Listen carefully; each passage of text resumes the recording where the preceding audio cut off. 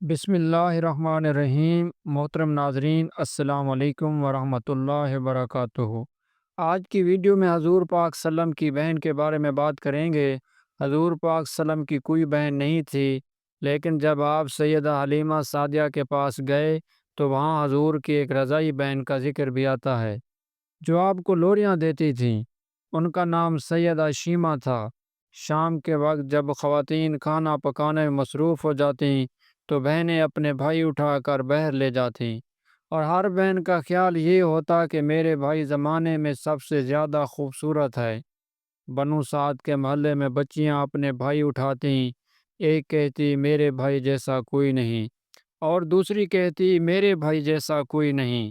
اتنے میں سیدہ شیمہ اپنے بھائی سیدنا محمد صلی اللہ علیہ وآلہ وسلم کو اٹھا کے لے آتی اور دور سے کہتی میرا بھائی بھی آ گیا ہے، تو سب کے سر جھک جاتے اور سب کہتی نہیں نہیں، تیرے بھائی جیسا اور تیرے بھائی کا مقابلہ کوئی نہیں، تیرے بھائی کا مقابلہ کوئی نہیں کر سکتا، ہم تو آپس کی بات کر رہی ہیں۔ سیدہ شیمہ حضور صلی اللہ علیہ وآلہ وسلم کو اپنی گود میں لے کے سمیٹتیں اور پھر جھومتیں، اور پھر وہ لوری دیتیں، اور لوری کے الفاظ بھی لکھ دیے جن کا ترجمہ ہے اے ہمارے رب، میرے بھائی محمد کو سلامت رکھنا۔ آج یہ پالنے میں بچوں کا سردار ہے، کل وہ نوجوانوں کا بھی سردار ہوگا، اور پھر جھوم جاتی۔ پھر وہ زمانہ بھی آیا کہ حضور صلی اللہ علیہ وآلہ وسلم مکے چلے گئے اور سیدہ شیمہ بھی جوان ہوئیں۔ ان کی شادی بھی کسی قبیلے میں ہو گئی۔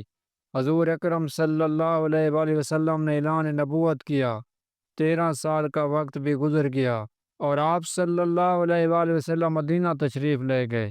جب غزوات کا سلسلہ شروع ہوا، جس قبیلے میں سیدہ شیمہ کی شادی ہوئی تھی اس قبیلے کے ساتھ مسلمانوں کا ٹکراؤ ہو گیا۔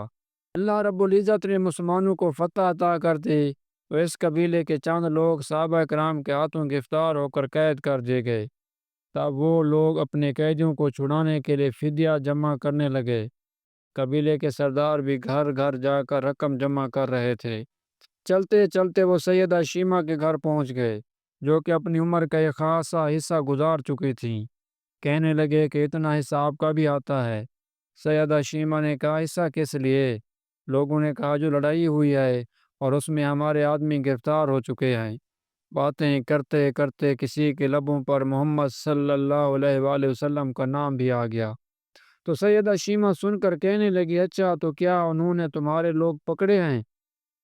کہا ہاں۔ سیدہ شیمہ نے کہا تم رقم اکٹھی کرنا چھوڑ دو، مجھے ساتھ لے چلو۔ سردار نے کہا آپ کو ساتھ لے چلیں؟ سیدہ شیمہ کہنے لگی ہاں، تم نہیں جانتے وہ میرا بھائی لگتا ہے۔ قبیلے کے سردار کے ساتھ جب سیدہ شیمہ حضور اکرم صلی اللہ علیہ وآلہ وسلم کے نوری خیموں کی طرف جا رہی تھیں اور صحابہ کرام ننگی تلواروں سے پہرا دے رہے تھے، وہ مدنی دور تھا۔ سیدہ شیمہ قوم کے سرداروں کے ساتھ جب آگے بڑھنے لگیں تو صحابہ نے تلواریں سونتیں اور پکارا او دیہاتی عورت رک جا، دیکھتی نہیں آگے کوچہ رسول صلی اللہ علیہ وآلہ وسلم ہے، آگے بغیر اذن کے جبرائیل بھی نہیں جا سکتے، تم کون ہو؟ سیدہ شیمہ نے جواب میں جو الفاظ کہے ان کا اردو ترجمہ یہ ہے میری راہیں چھوڑ دو، تم جانتے نہیں میں تمہارے نبی صلی اللہ علیہ وآلہ وسلم کی بہن لگتی ہوں۔ تلواریں جھک گئیں، آنکھوں پر پلکوں کی چمنیں آ گئیں، راستہ چھوڑ دیا گیا۔ سیدہ شیمہ حضور اکرم صلی اللہ علیہ وسلم کے خیمہ نوری میں داخل ہو گئیں تو حضور اکرم صلی اللہ علیہ وسلم نے دیکھا اور پہچان گئے، فوراً اٹھ کھڑے ہوئے، فرمایا بہن کیسے آنا ہوا؟ کہا آپ صلی اللہ علیہ وسلم کے لوگوں نے ہمارے کچھ بندے پکڑ لیے ہیں، ان کو چھڑانے آئی ہوں۔ حضور صلی اللہ علیہ وآلہ وسلم نے فرمایا بہن تم نے زحمت گوارا کیوں کی؟ پیغام بھیج دیتی، میں چھوڑ دیتا، لیکن تم آ گئیں، اچھا ہوا ملاقات ہو گئی۔ پھر حضور صلی اللہ علیہ وآلہ وسلم نے قیدیوں کو چھوڑنے کا اعلان کیا۔ کچھ گھوڑے اور چند جوڑے سیدہ شیمہ کو تحفے میں دے دیے، کیونکہ بھائیوں کے دروازے پر جب بہنیں آتی ہیں تو بھائی خالی ہاتھ تو بہنوں کو نہیں لوٹایا کرتے، بہنوں کو نہیں لٹایا کرتے۔ حضور صلی اللہ علیہ وسلم نے بہت کچھ عطا کیا اور رخصت کرنے خیمے سے باہر تشریف لے آئے تو صحابہ کی جماعت منتظر تھی۔ فرمایا اے صحابہ، آپ جانتے ہیں کہ جب بھی میں قیدی چھوڑا کرتا ہوں تو میری یہ عادت ہے کہ آپ سے مشورہ کرتا ہوں، لیکن آج ایسا موقع آیا کہ میں نے آپ سے مشاورت نہیں کی اور قیدی بھی چھوڑ دیے۔ صحابہ نے عرض کیا کہ حضور اکرم صلی اللہ علیہ وسلم مشاورت کیوں نہیں کی؟ ارشاد تو فرمائیں، آج میرے دروازے پر میری بہن آئی تھی۔